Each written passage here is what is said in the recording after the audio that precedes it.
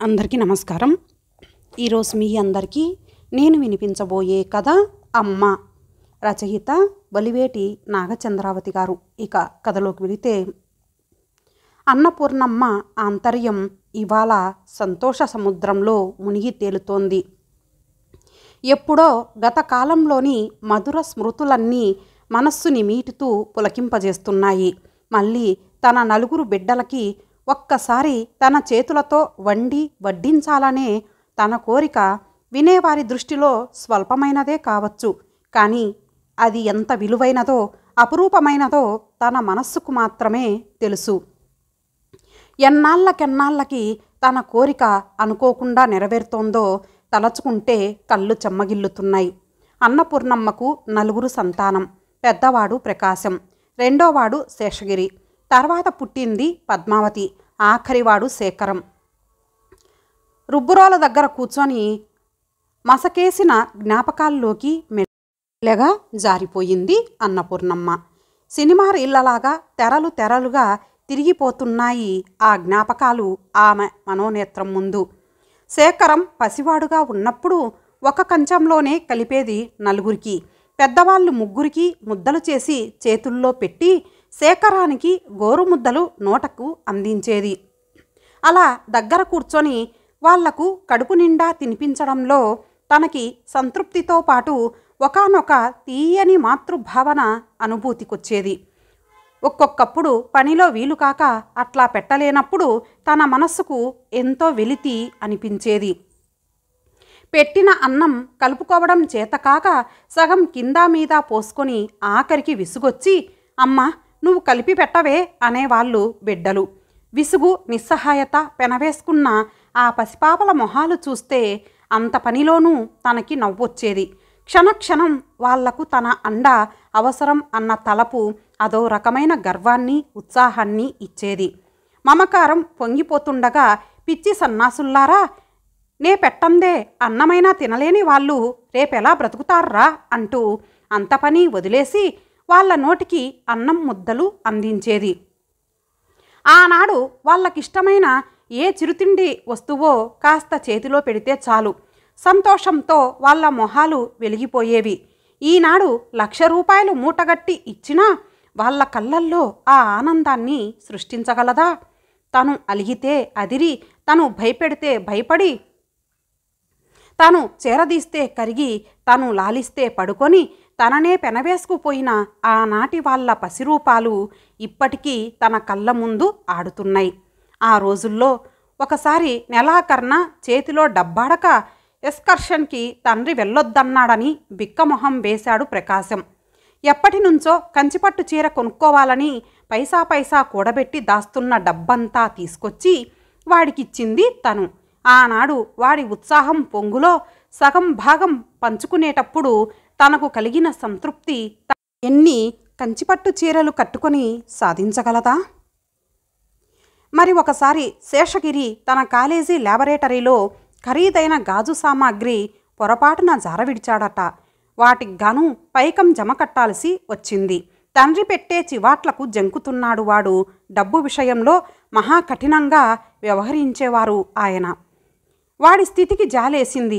ఎవడో తన జ్ఞాపకార్థం తండ్రి తన వేలికి తొడిగిన మంచి ముత్యపు ఉంగరాన్ని ఎవరికీ తెలియకుండా కుదువపెట్టి డబ్బు వాడి చేతికి అందించింది. ఆ రోజున శేషగిరి తనని మా అమ్మ మంచిది, చాలా చాలా మంచిది అంటూ పొగడ్తలతో ఆకాశానికి ఎత్తేయటం తను మర్చిపోగలదా? సరోజ, శేఖరం క్లాస్మేట్లు. ఆ పిల్లని ప్రేమించాను, నువ్వెలాగైనా నాన్నతో చెప్పి ఒప్పించమ్మా అని తనతో మొరపెట్టుకున్నాడు. చండశాసనుడైన తండ్రి ఎదుట పడి ఏది చెప్పాలన్నా ముందు నుంచి పిల్లలందరికీ హడలే. తనే సాహసం చేసింది. ఆయన పెట్టే దీవెనలన్నీ భరించి నచ్చజెప్పి సమాధానపరిచి ఒప్పించినందుకు శేఖరం నోటితో కాకపోయినా వాడి కళ్ళల్లో మెదిలిన కృతజ్ఞతను తను చదువుకోలేదు. ఇలాంటివే ఎన్నో తీయటి జ్ఞాపకాలు మనస్సుని ఉక్కిరి బిక్కిరి చేసేస్తూ లేని ఓపికని తెచ్చిపెడుతున్నాయి తనకివాళ. పప్పు నలిగింది. అన్నపూర్ణమ్మ మళ్ళీ ఈ లోకంలోకి వచ్చింది. ముందు గదిలోంచి కూతురు అంటోంది, ఎందుకే అమ్మా అంత తతంగం పెట్టుకుంటావు? నువ్వు చెయ్యలేవే అమ్మా, నా మాట విను. ఒక్క కూర పచ్చడి చేసి ఊరుకో, ఇంకేమన్నా కావాలంటే హోటల్ నుంచి తెప్పిస్తాలే అంటోంది. ఆమె ఇంట్లోకి రాకూడని పరిస్థితి. తల్లి రోగిష్టిది. మొన్నటి వరకు బ్లడ్ ప్రెషర్ ఎక్కువై మంచం దిగలేదు. 4 అడుగులు వేస్తే నీరసంతో వచ్చి తూలిపోయింది. ఈవేళ ఈ చాకిరీతో మరలా ఎక్కడ మూలపడుతుందో అని కూతురి భయం. అన్నపూర్ణమ్మ నవ్వుకుంది. పిచ్చిపిల్ల, దానికేమి తెలుసు? తన నీరసం ఎగిరి చక్కాపోయిందని, ఎప్పటినుంచో ఇలాంటి రోజు కోసం కలలుగని తీరా చేసి దేవుడిచ్చిన వరం లాంటి ఈ సమయాన్ని చేతులారా వృధా చేసుకుంటుందా తను? పెద్దవాడికి ఉల్లిగారెలంటే ఇష్టం. రెండోవాడు గుత్తి వంకాయ కూర అంటే ప్రాణం పెడతాడు. ఇక శేఖరం ఆవకారం చేస్తే రెండోవారికి మిగలనివ్వడు. పద్మ పిచ్చిగాని ఇవన్నీ హోటల్లో దొరుకుతాయా? దొరికినా తన చేతులతో చేసి ముచ్చట్లు చెబుతూ స్వయంగా వడ్డించి మునుపటిలా ఒక్కసారి ఆ సంతృప్తిని నెమరుకి తెచ్చుకోవాలని కదూ తన ఆశ. భగవత్ సంకల్పం అంటే ఇదే కాబోలు. బ్రతిమలాడినా భంగపడినా వనగూడని సరి సందర్భం ఇట్లా అనుకోకుండా సమకూరిందంటే దేవుడిదయే అనుకోవాలి. మళ్ళీ అన్నపూర్ణమ్మ మనసు వెనకటి పుటలను తడిమింది. పెద్దవాడికి ఉద్యోగం రావడం మొదలు. తను 4 బిడ్డల్ని ఒక్కసారిగా కళ్ళ చూసుకొనే లేదు. ఆఖరికి పెళ్ళిళ్లకు కూడా ఒకరు వస్తే ఇంకొకరు తనకేదో ఇబ్బంది వచ్చి రాలేకపోతున్నామని టెలిగ్రామ్ ఇచ్చేవాళ్ళు. ఉద్యోగాలు, ఆ తర్వాత పెళ్ళిళ్ళు తన నుంచి వాళ్ళని మరీ దూరం చేశాయి. శేఖరం కూడా పెళ్లి చేసుకొని ఉద్యోగరీత్యా వేరు ప్రాంతానికి వెళ్ళిపోయిన తర్వాత లంకంత కొంపలో తను ఆయన బిక్కుమంటూ మిగిలారు. సందడిగా ఉండే ఇల్లు బోసిపోయి నిశ్శబ్దంగా ఉండేది. ముందు గదిలో ఆయన, వంటగదిలో తను వెనకటి రోజుల్ని తలచుకొని నిట్టూరుస్తూ భారంగా కాలం గడిపేవారు. పండగో పబ్బమో వస్తే ఆ ఒంటరితనం మరీ ఇబ్బంది పీడించేది. ఒక్కసారి అందర్నీ రమ్మని రాయండి అని ప్రతి పండక్కి ముందు ఆయన్ని వేధించేది. పిచ్చిదానా, వాళ్ళ అత్తవారిళ్లకు వెళ్లకుండా ఇక్కడికెలా వస్తారే, మనం రమ్మనటం కూడా తప్పే అని తనకేసి జాలిగా చూసి నవ్వేవారాయన. అలా కాదని మామూలు రోజుల్లోనే 1-2 సార్లు అందరినీ రమ్మంటూ ఉత్తరాలు రాయించింది.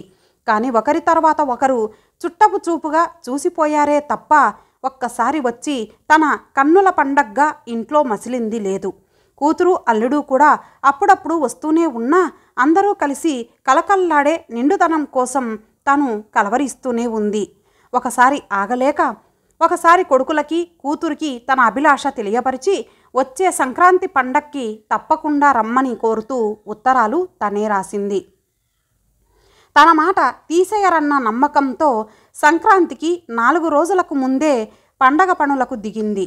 ఇల్లు వాకిళ్ళు కడిగి గుమ్మాలకి పసుపు కుంకాలు పెట్టి మామిడి తోరణాలతో అలంకరించింది. మనుమల చేత బొమ్మలు పెట్టించాలని, భోగిపళ్ళు పొయ్యాలని, ఏవేవో కోరికలు తీర్చుకోవాలని ఆశిస్తూ ఓపిగ్గా అటక మీద బొమ్మలన్నీ దింపి దులిపింది.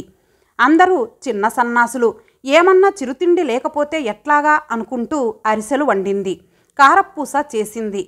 డబ్బాల్లో పోసి మూత పెట్టింది.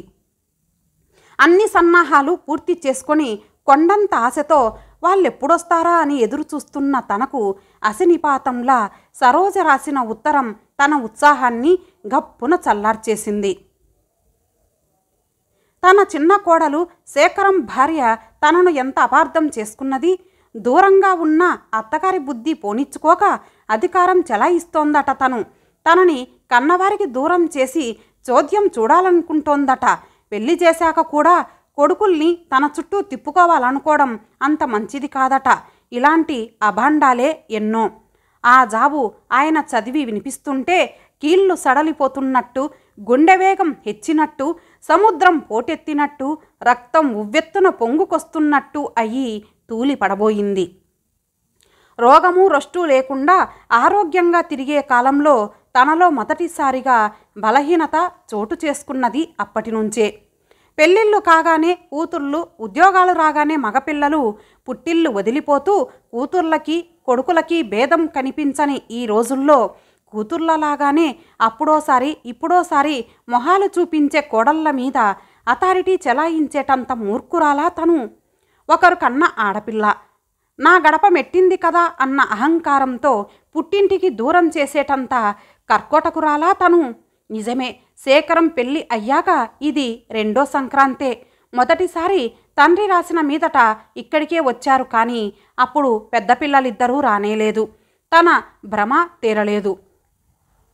అందుకే మళ్ళీ ఈ యత్నం చేసింది తను. ఇవన్నీ వివరంగా రాసి మరీ ఆహ్వానించినా కోడలు ఎందుకు అర్థం చేసుకోలేకపోయింది? అంతే, ఆ గుణపాఠంతో మరి అందరినీ కలిపి చూడాలనే ఉబలాటానికి స్వస్తి చెప్పి ఆ కోరికని గుప్తంగా తనలోనే దాచుకున్నది.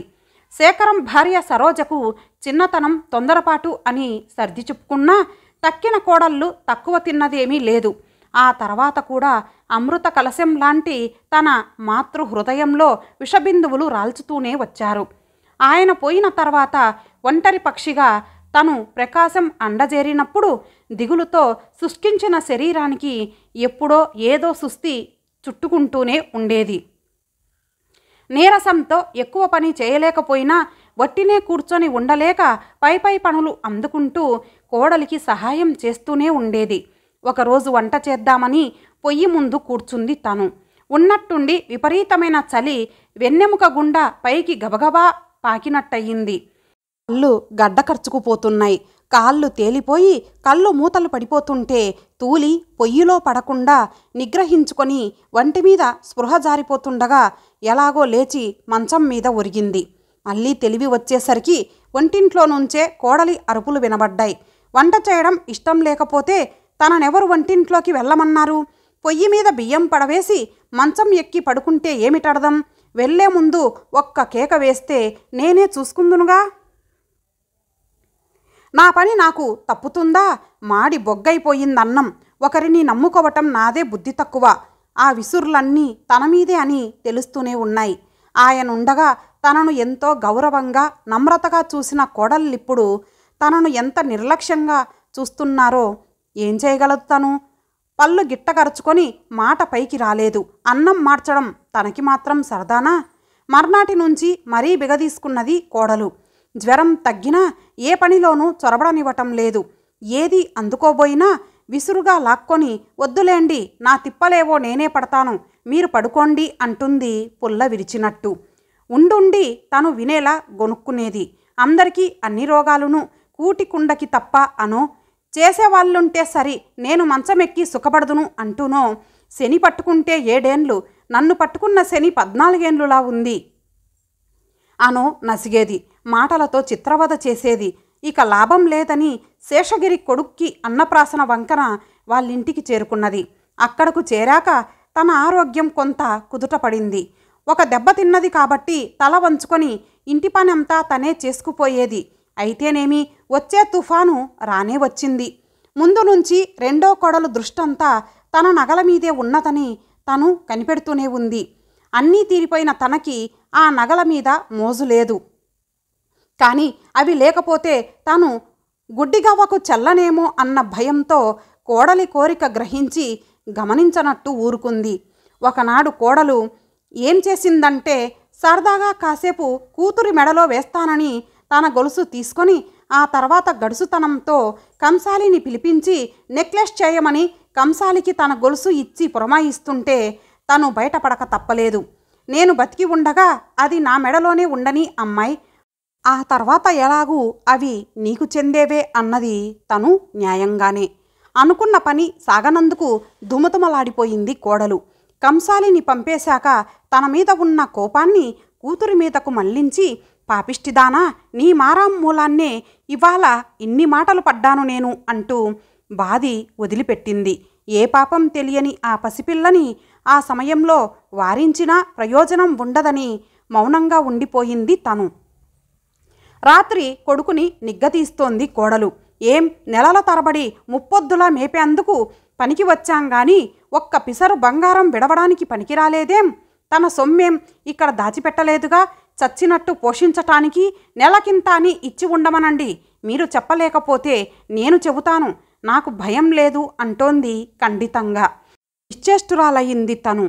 ఏమిచ్చి పెరిగారు తన పిల్లలు తన ఇంట? మరునాడు శేఖరం ఇంటికి బయలుదేరింది. ముభావంగా ఊరుకున్నారు కొడుకు కోడలు. శేఖరం భార్య సరోజ కాలేజీ చదువులు చదివిన పిల్ల. ఆ అమ్మాయి ఎంత ఎబ్బెట్టుగా అలంకరించుకున్నా, ఇల్లు పట్టకుండా సినిమాలని షికారులని తిరుగుతున్నా తనకెందుకని తామరాకు మీద నీటి బొట్టులా పట్టించుకోకుండా ఉండాలనే ప్రయత్నించింది. కానీ తన గ్రహచారం కొద్దీ నోరు జారింది ఒకనాడు. ఒక్కనాడైనా ఇంటి పట్టున ఉండరాదా అని మండిపడింది. సరోజ తన మీద శేఖరం రాగానే వలవలా ఏడుస్తూ నన్ను తిరుగుబోతువని అంది మీ అమ్మ అని చెప్పింది. మరునాడు తన ఊరికి టికెట్టు కొని రైలెక్కించాడు శేఖరం. ముగ్గురు కోడళ్ళు 3 విధాలుగా చెప్పినా సారాంశం ఒక్కటే, నువ్వు మాకు పనికిరావు అని. ఇందులో ఎవరినీ తప్పు పట్టేటట్లు లేదు. తన దురదృష్టాన్ని నిందించుకోవాలే తప్ప వేరే ఇంట పుట్టి తన ఇంట మెట్టిన వాళ్ళు కోడళ్ళు.